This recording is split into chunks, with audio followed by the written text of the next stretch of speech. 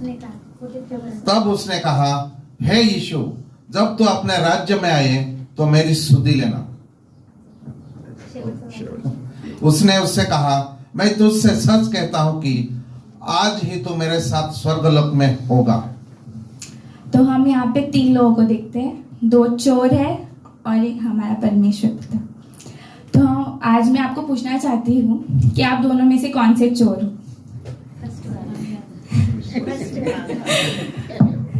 ज्यादा से ज्यादा लोग बोलेंगे मैं पहला चोर हो ही नहीं सकता, क्योंकि उसने परमेश्वर से कहा तू मसीह है ना, तो अपने आप को और हमें भी बचा।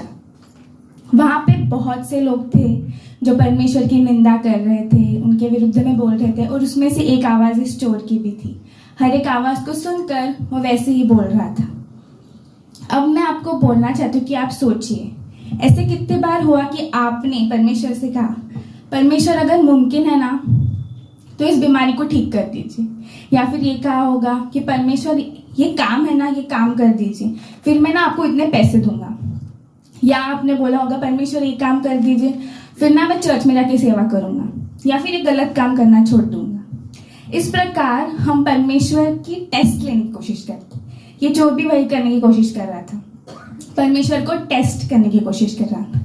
तो अपने लाइफ में हम कभी कभी ऐसे करते हैं, परमेश्वर को टेस्ट करने की कोशिश करते हैं, और अगर अपने हिसाब से नहीं हुआ मतलब परमेश्वर फेल हो गया, परमेश्वर से ये बात नहीं, और हम डिसअपॉइंट हो जाते हैं, हमें प्रार्थना नहीं करूंगा। ऐसे हम ये नहीं जानना चाहते कि परमेश्वर की योजना क्या थी या क्या है। यहाँ पे चोर को पता नहीं था कि परमेश्वर की योजना क्या है, वो बस बोल रहा था हाँ तू ऐसे करके दिखा फिर मैं विश्वास करूंगा। तो उस प्रकार से हमें नहीं करना है, हमें परमेश्वर को टेस्ट नहीं करना है, पर उसको टेस्ट करना है। परमेश्वर का वचन ये कहता है, O taste and see that the lord is good. Taste का मतलब होता है परीक्षा लेना, और टेस्ट का मतलब होता है परख कर देखना कि परमेश्वर कितना अच्छा है और उसकी योजना कितनी बड़ी, जो हमें दिखती नहीं उतनी हमारी सोच के परे होती है, तो उस पर विश्वास करके उस प्रकार से चलना है। तो अब आप ये सोच लीजिए कि पहले चोर के समान क्या आपने ऐसे कभी किया था, या आप परमेश्वर के लिए वेट करते हैं कि उसकी योजना क्या है और उस प्रकार से करें। अब दूसरे चोर ने क्या किया, उसने कहा उसके उत्तर में, क्या तू परमेश्वर से भी नहीं डरता? तू भी तो वही दंड पा रहा है, क्योंकि हम अपने कामों का ठीक फल पा रहे हैं, पर इसने कोई अनुचित काम नहीं किया। तब उसने कहा, हे यीशु, जब तू अपने राज्य में आए तो मेरी सुधि लेना। अब वहां पे हर एक जन जो था वो कुछ और कह रहा था, पर ये चोर जो है वो उससे अपोजिट बोल रहा है। अब मैं बचपन में ही सोची थी कि हाँ मैं ये वाला चोर हूँ, मैं कभी ऐसा नहीं कर सकती कि मैं अपने परमेश्वर को पहचान ना सकूं। पर जब मैं बड़ी हो गई हूँ एंड मैंने ये बहुत बार पढ़ा, अभी जब मैं प्रिपेयर करी थी तो पढ़ा, तो मुझे समझ में आया कि उस चोर को पहले से पता था कि परमेश्वर मसीहा है, क्योंकि हिंदी बाइबल में लिखा है हे यीशु तू मेरी सुधि लेना, पर इंग्लिश बाइबल में लिखा है लॉर्ड, मतलब परमेश्वर।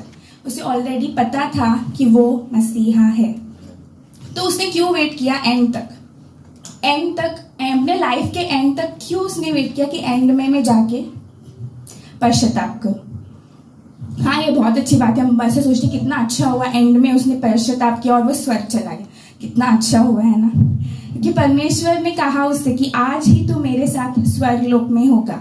हमें लगता है कितना अच्छा, परमेश्वर ने सामने से कहा कि तू स्वर्ग में आना मुझसे मिलने के लिए, पर उसने लाइफ के एंड में परमेश्वर का स्वीकार किया। तो पर जब परमेश्वर ने उसे कहा आज ही तो मेरे साथ स्वर्गलोक में होगा, तो क्या ये परमेश्वर की योजना ही नहीं थी? क्या वो वही करने नहीं आया था?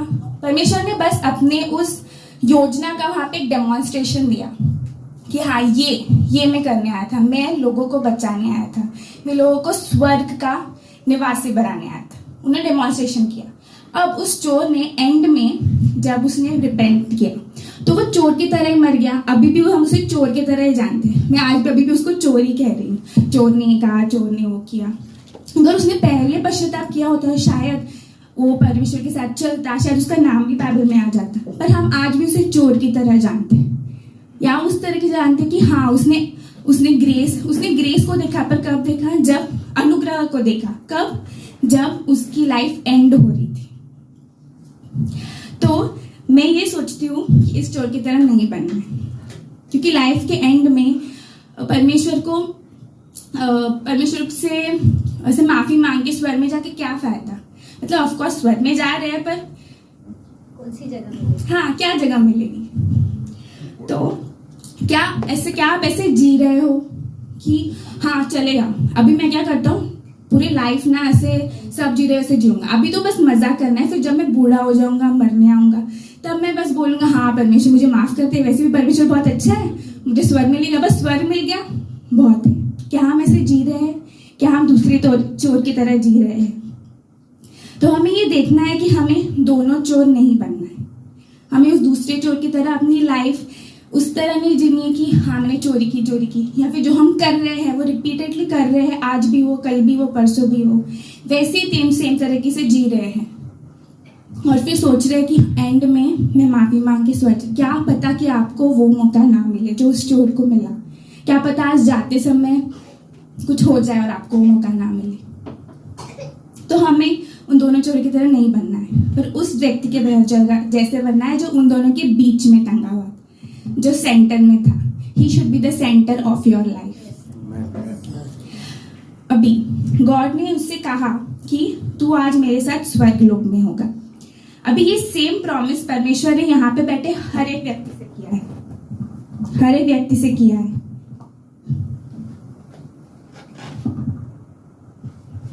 हेलो, जिस दिन आपने परमेश्वर का स्वीकार किया था उसी सेम दिन परमेश्वर आपके साथ जीने आए थे। और अगर परमेश्वर स्वर्ग छोड़कर आपके साथ आपको मंदिर बना के आपके साथ जी रहे हैं, तो ऑफकोर्स स्वर्ग भी उतर कर आया होगा। तो आप अभी से स्वर्ग में जी रहे हो। परमेश्वर ने आपसे वो अनंत काल का जीवन ना मरने के बाद शुरू नहीं होता, अभी से शुरू होता है। पर क्या आप वैसे जी रहे हो कि आप हेवन में हो, या आप अभी भी हेल के साथ जी रहे हो? नहीं, मुझे ये करना है, मैं नहीं छोड़ सकता, या मैं ऐसे जीना चाहता हूँ। हम खुद अपने लिए हेल क्रिएट करने की कोशिश करते हैं। जब परमेश्वर हमें दे रहा है कि हाँ तू स्वर्ग का जीवन जी, पर नहीं मुझे सबकी तरह जीना, ऐसे कैसे परमेश्वर? बस हम एक दिन आके यहाँ पे रो लेते हैं गुड फ्राइडे के दिन, हाँ परमेश्वर आपने ऐसा क्यों किया, मैं कितना बुरा हूँ, और फिर बाकी के 364 डेज क्या आप वैसे ही जी रहे हो?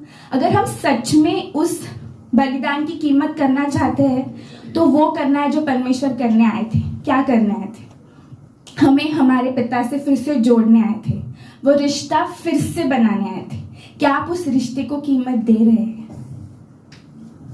वो हमें, अगर आप उस रिश्ते को कीमत दे रहे हैं तो परमेश्वर की बलिदान का कीमत है, आपके लाइफ में उस बलिदान का कीमत है। हमें परमेश्वर की तरह जीना है, परमेश्वर जैसे जिए, परमेश्वर ने जैसे काम किए वो दूसरों के लिए जिए। परमेश्वर ने अपना क्रूस उठाया, उस क्रूस पर गए, हमें अपना क्रूस उठाना है और वैसे जीना है। हम गलातियों की किताब 2:20 पढ़ेंगे। मैं पढ़ती हूँ। मैं मसीह के साथ क्रूस पर चढ़ाया गया हूँ, अब मैं जीवित न रहा पर मसीह मुझ में जीवित है, और मैं शरीर में अब जो जीवित हूँ तो केवल उस विश्वास से जीवित हूँ जो परमेश्वर के पुत्र पर है, जिसने मुझसे प्रेम किया और मेरे लिए अपने आप को दे दिया। उस परमेश्वर के साथ और उसके लिए हमें जीवन जीना है जिसने हमेशा हमें चुना। एवरी चॉइस ही मेड, उसने हमेशा हमें चुना है। क्या आप हर दिन हर पल उसे चुन रहे हो? क्या उसने हमेशा हमें चुना? उस बहुत सारे प्यार के बदले हम इतना सा कर सकते हैं कि अपना जीवन इस तरह जिए कि हमारा जीवन गवाही हो उसके प्रेम, मतलब उसके लिए जो हमारा प्रेम है उसका। हमको देख के लोग बोलने चाहिए हाँ ये परमेश्वर से प्रेम करता है। ऐसे नहीं कि हाँ सबको पता है परमेश्वर हमसे प्रेम करता है, पर ऐसे हम जीने चाहिए कि लोग बोलने चाहिए हाँ ये सच में परमेश्वर से प्रेम करता है। वो होगा उस बलिदान का वैल्यू करना या उसकी कीमत करना जो उसने हमारे लिए चुकाई है। उस चोर ने जीवन के अंत में अनुग्रह को देखा। हमें तो जीवन के हर पल में अनुग्रह मिलता है, हर दिन हम उस अनुग्रह को देखते। तो क्या हम हर दिन, क्या हमें वो अनुग्रह हमें कैसे मिला? क्रूस से। तो क्या हमें हर दिन उस क्रूस को याद नहीं करना चाहिए क्या? तो हर दिन हमें उस क्रूस को याद करते हुए, उस क्रूस को उठाते हुए यीशु की तरह अपनी दौड़ दौड़नी है। ताकि जब हम सच में अपने घर जाएंगे इस स्वर्ग से उस स्वर्ग में, तो परमेश्वर और स्वर्ग हमें इस तरह इनवाइट करे कि परमेश्वर हमें अपना नाम लेकर बुलाए, हमें पीठ थपथपाए और हमें बोले, हे भले और विश्वास योग्य दास। धन्यवाद।